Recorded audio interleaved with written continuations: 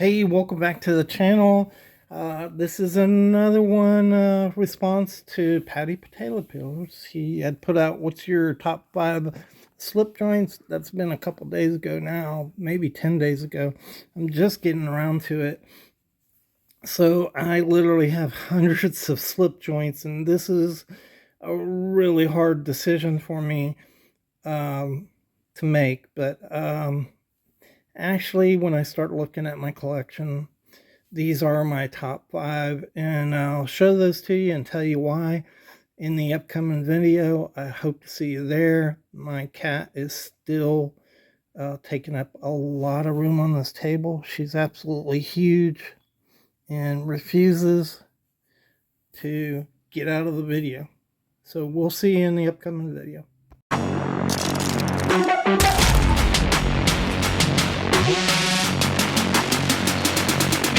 All right, welcome back to the Fortified Castle. Hi to all my viewers, and today we're going to be talking about my top 5 slip joint choices, and my cat refuses to get out of the picture, and I know he's uncomfortable, so he's laying on that book. How can you be comfortable? Barnabas, what are you doing?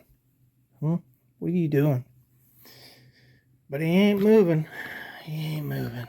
All right. So we're going to go through all of these. And before we do that, remember Tuesday, this coming Tuesday, I forget the date. Hold on. Okay, it's going to be on the 23rd. We have a live show. We're going to be talking about what we think an expensive knife is. I'm sure my opinion is going to be different from Steven's at Patty Potato Peelers, but you know, we hope you'll join us and add your voice to that conversation. There's no right or wrong answer. You know, some guys, I know this as for a fact, but there's a lot of guys who don't want to spend more than $25, $30 for a knife. So for them, that's expensive. That's the range. A $50 knife is expensive. So everybody's voice needs to be heard, and everybody's voice is valid. It's your opinion, and we're going to share our opinion in the video and talk about what you get for a more expensive knife and what you don't get. When is a knife too expensive? What's that line when you really not getting any more value for spending more money? Those kind of things. So I hope that you check us out. It's going to be 12 o'clock on Tuesday, April 23rd. And let's get into these knives right here. So this knife here is a Eyewitness from Sheffield.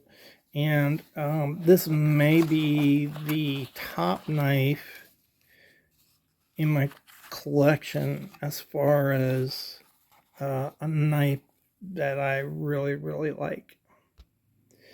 And the reason being is I just appreciate fine craftsmanship, and it really doesn't get any better than this.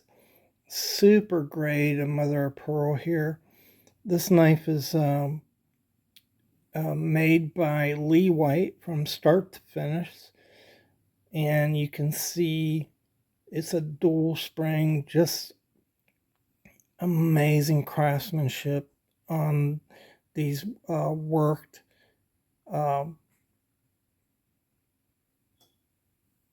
back spring there. And these are worked. They're filed by Lee White. They're not milled. And just fantastic craftsmanship on this knife. You can see that file work is carried over onto the blade. Everything on this knife is just perfect. And wow, what a fantastic knife this is. And that's why it's in the top 5. I just really appreciate craftsmanship. These are hammer forged blades. Deep mirror polish on them. Look at that. Very, very fine point. It's unbelievable how fine that point is on this knife. And also look at your edge bevel right there. Very fine edge bevel. This is the way they traditionally did it. And let me just show you. Let's see. I think I can show you an example of the difference. Look at how much larger that edge bevel is. Let me get it in here on the case knife right there. See that? And then look at the edge bevel. It's like a fine line on here. You barely can see it. Just barely can see that edge bevel. That's a way to put an edge on a knife right there. And man, what a knife.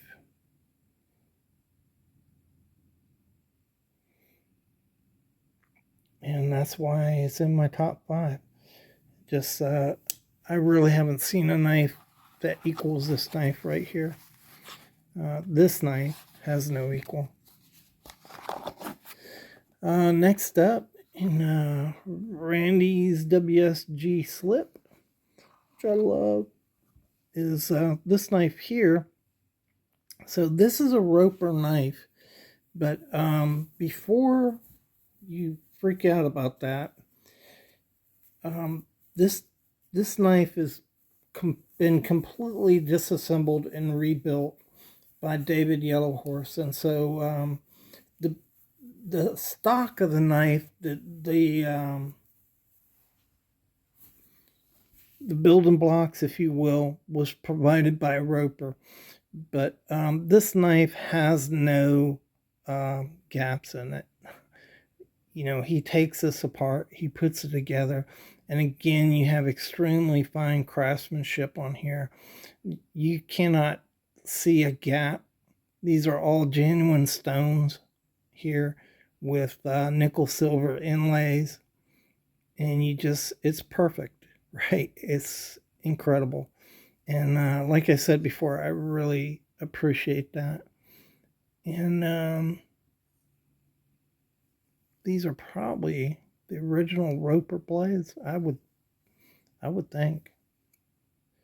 But I know David Yellowhorse uses somebody else. This is 73 of 100. And I know he uses somebody else to do his blades, but if you look, you have perfect transitions here. It's all cleaned up inside. And again, just a finely crafted knife. But it's unique too. It's a unique knife, and a really, really cool knife to have.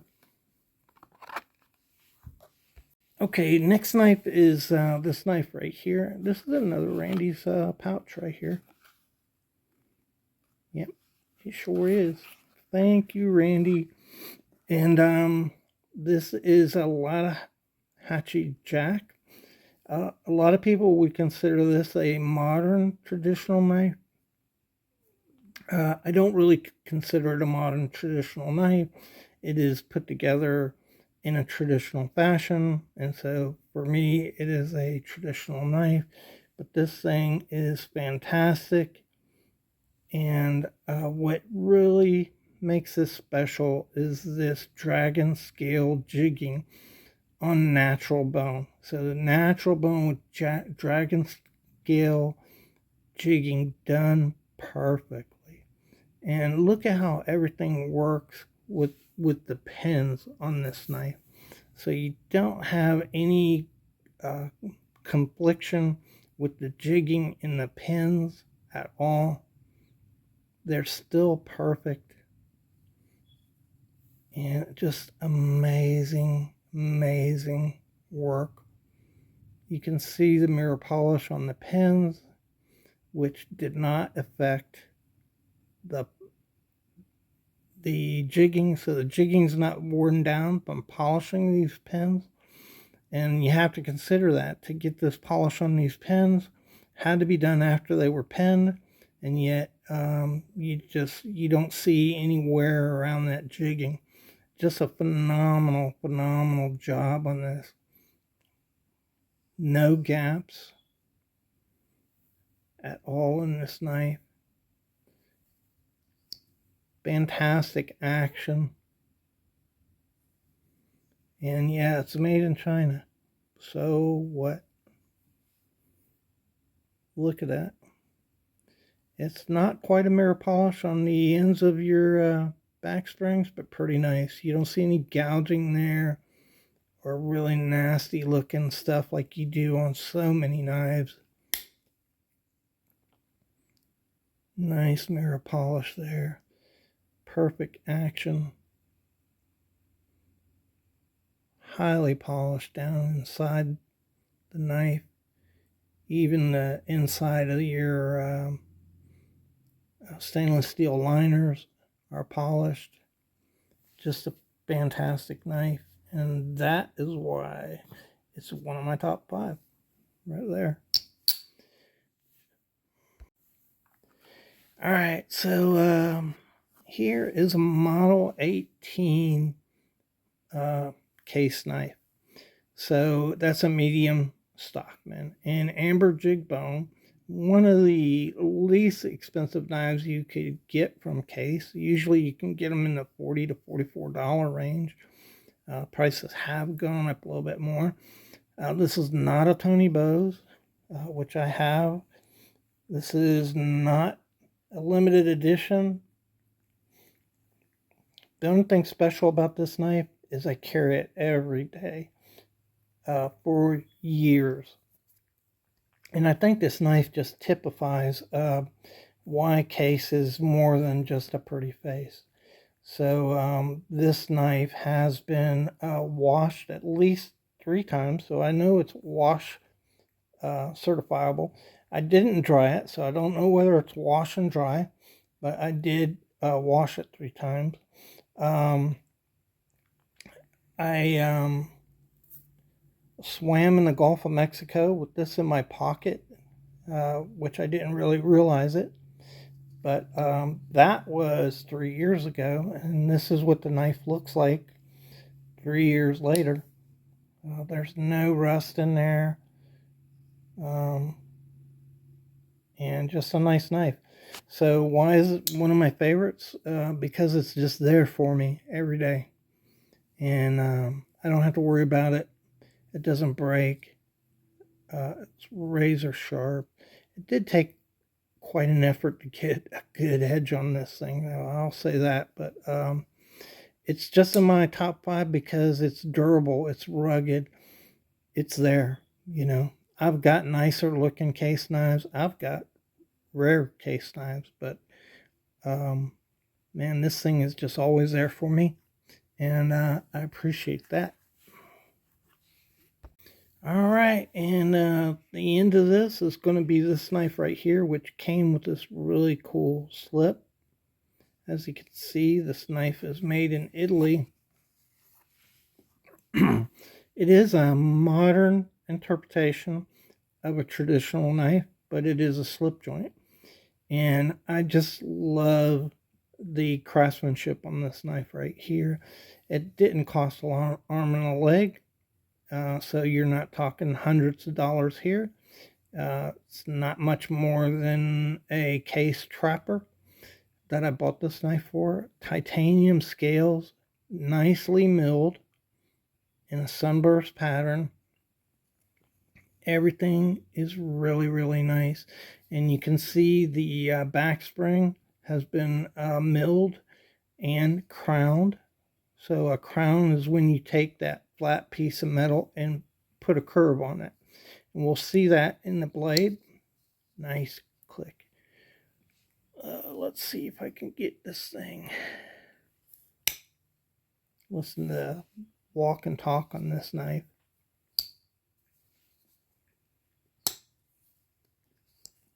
Nice. But so you can see it's rounded there. Can you see that?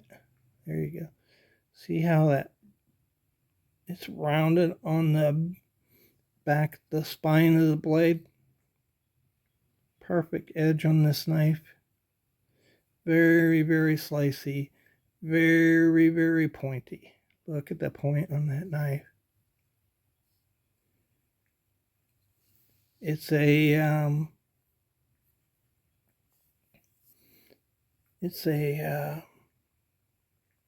brushed stainless.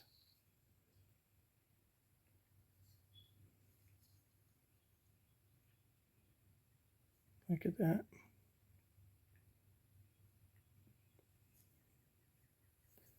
Look how even at the end here, it's crowned. Come on, snap in. See that? See how it's crowned even on that part of your back spring that goes in the back here. Just amazing detail. Finely crafted knife out of Italy. This is a Viper Key. Key is the name of the knife. These are fantastic knives.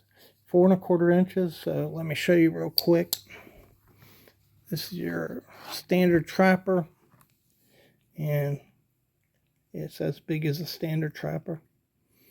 And yeah, that's why it's one of my favorites. It's just a really finely made knife, and man, I like this knife. Okay, thanks for watching. Really appreciate y'all. I hope to see you there Tuesday for the live show. Let's see, is there anything else I need to say here? Oh yeah, I'm going to try to put out the second part of my case history tomorrow. I think I'll be able to do that tomorrow. I've been doing a lot of research on it. There are some surprises. We're going to be talking about case history from 1915 all the way up to 1972. And then I'll do the rest as a part 3. And so I hope you watch that video. Thanks again.